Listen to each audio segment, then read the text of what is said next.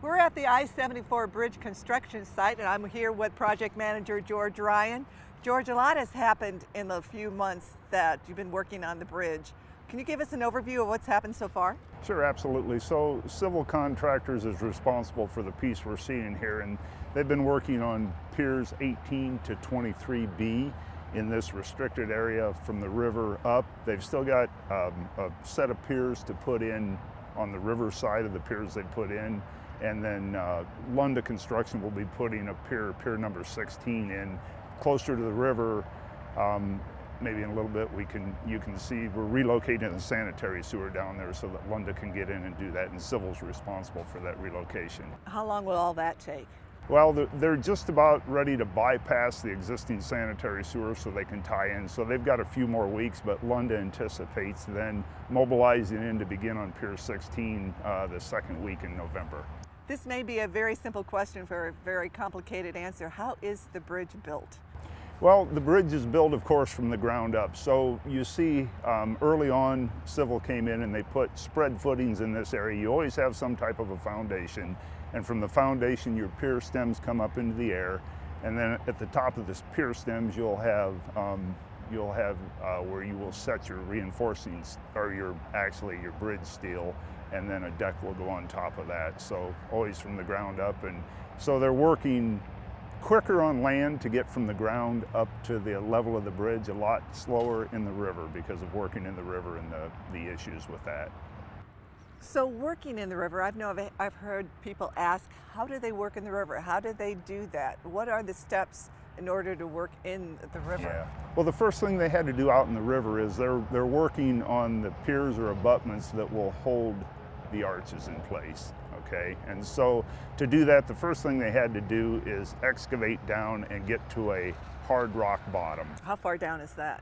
They excavated several feet, 10 to 15 feet in many areas, and then once they get that excavated, then they start the process of mobilizing barges and rigs out to actually drill 10-foot diameter caissons for those, or drilled shafts, out in the river to begin the process, and then the footings will be poured around those drilled shafts in a cofferdam. How do you get the water out? Well, at this point, they're not getting the water out as they do the drilled shafts. Oh, okay. They're actually pouring the concrete by a method called trimming method. Okay. So they basically come in and put a 15 to 20 foot hole, 10-foot diameter down into solid rock.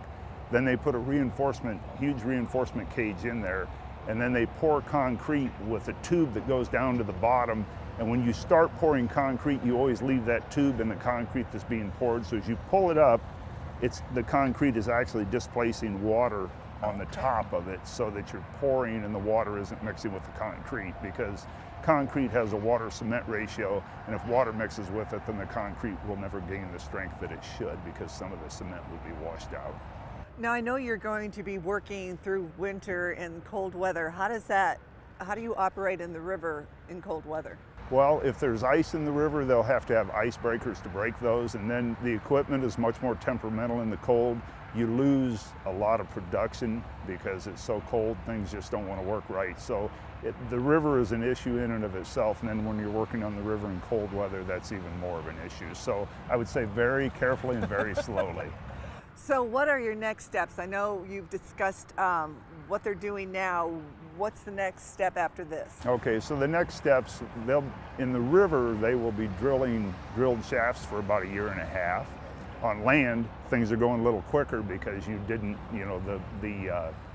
got spread footings, so they go quicker. So here behind us, they'll be actually building the Ys to the rest of these piers, and you can see further behind us some of the shorter piers, they've already built the Ys. So they'll continue to do that, and then they'll continue to march northward across Grant Street or US 67 and begin doing the same type of construction on the other side of Grant Street. So ultimately, they'll have piers all the way up to and as close as they can to the existing structure.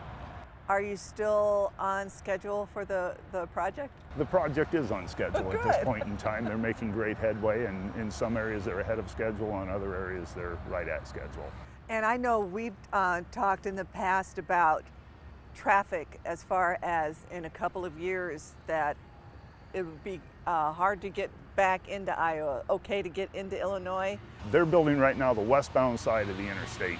At some point, traffic will be switched to the westbound side, but before they can switch traffic to the westbound side, there's staging to do where the westbound side connects into the existing interstate.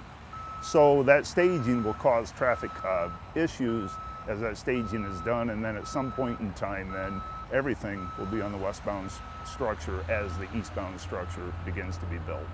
How many people are actually working on the bridge, and how many at the peak points? How many people will be working?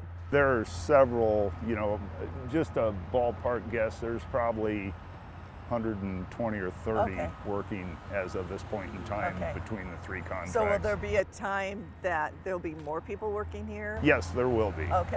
As we develop more of this and start pouring concrete for the footings in the river, you'll see that ramp up quite a bit.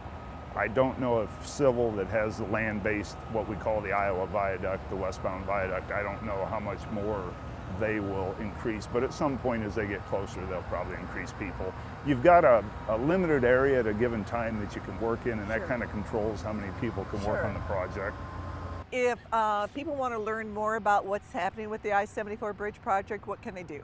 Okay, so we've got a website, i74riverbridge.com, that has a huge amount of information, and it's updated as construction is moving forward.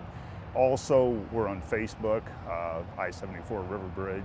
So there's different ways, social media as well as a website, that people can learn, and they can also sign up to get any letters or news releases that we put out on that page.